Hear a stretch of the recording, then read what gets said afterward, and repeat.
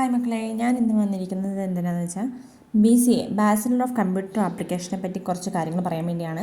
കാരണം എന്താണെന്ന് വെച്ചാൽ എനിക്ക് ഇങ്ങനെ ഒരു കമൻറ്റ് വന്നു, BCA MG ആൻഡ് കേരള യൂണിവേഴ്സിറ്റിയുടെ അടിയിൽ വരുന്ന കോളേജുകളെ പറ്റി പറയാൻ. അപ്പോൾ ഏതൊക്കെയാണ് കേരളയും മഹാത്മാഗാന്ധി യൂണിവേഴ്സിറ്റിയുടെ അടിയിൽ വരുന്ന കോളേജസിൽ നിന്ന് ഞാൻ ഇതിൽ ടൈപ്പ് ചെയ്ത് വെച്ചിട്ടുണ്ട്.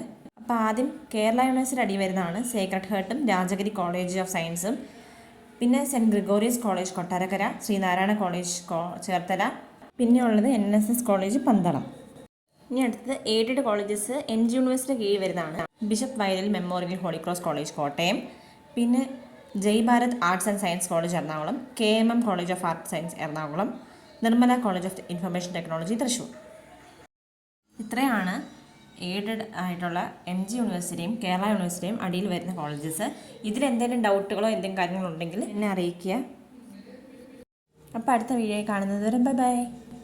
പിന്നെ ഞാൻ ഈ ഒരു കാര്യം കൂടെ, ഈ വീഡിയോയ്ക്കകത്ത് ഞാൻ ഫീസ് റാങ്കിങ് ലിസ്റ്റിനെ പറ്റി ഒന്നും അതിനകത്ത് പറയുന്നില്ല കോളേജുകളുടെ. അതെന്താണെന്ന് വെച്ചാൽ അതിന് വേണ്ടി ഡീറ്റെയിൽ ആയിട്ടുള്ളൊരു വീഡിയോ തന്നെ ആവശ്യമുണ്ട്. അതുകൊണ്ടാണ് ഞാൻ പറയാത്തത്. ആർക്കെങ്കിലും അങ്ങനെ ആവശ്യമുണ്ടെങ്കിൽ അത് ഇതിനകത്ത് അറിയിക്കുക കേട്ടോ. അങ്ങനെ ഉണ്ടെങ്കിൽ ഞാൻ അതും പറയാം.